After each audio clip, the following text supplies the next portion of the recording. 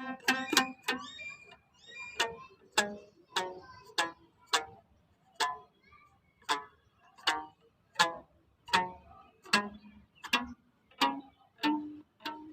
स्वागत है आपका स्टडी लैब्स पर। और देखा आपने कि कैसे हम सिर्फ एक रबर बैंड से भी संगीत निकाल सकते हैं।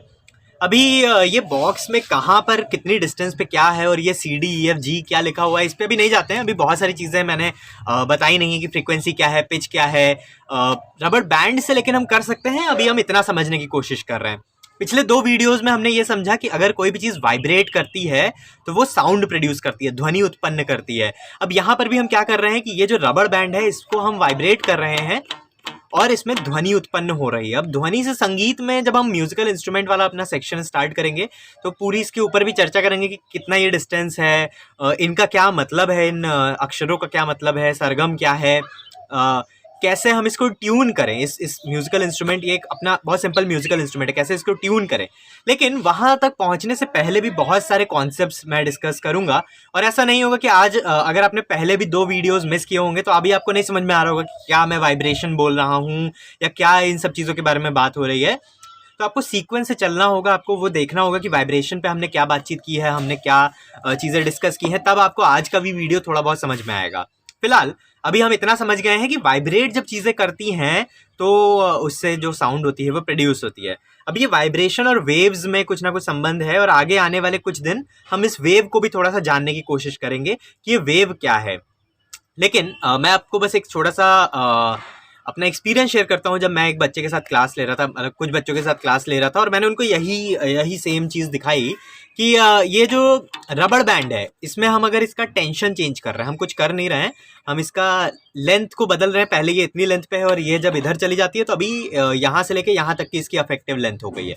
तो हम कर क्या रहे हैं, लेंथ बदल रहे हैं। और मैंने उनको टास्क दिया कि क्या हम कुछ ऐसा कर सकते हैं कि हम इस लेंथ को अभी तो इस पे बदल रहे हैं, या अगर इसको हटा दें और सिर्फ इसको वाइब्रेट करें तभी इस पे आवाज़ आ रही है।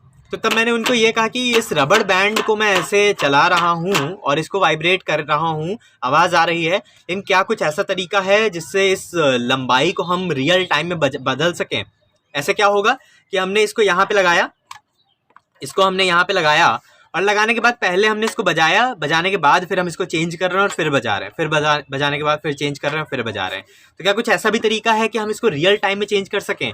तो बच्चे ने बहुत सिंपल सा टेक्निक लगाई, उसने रबड़ बैंड को अपने हाथों में इस तरीके से कर लिया, है ना, इस तरीके से अपने हाथों में कर लिया।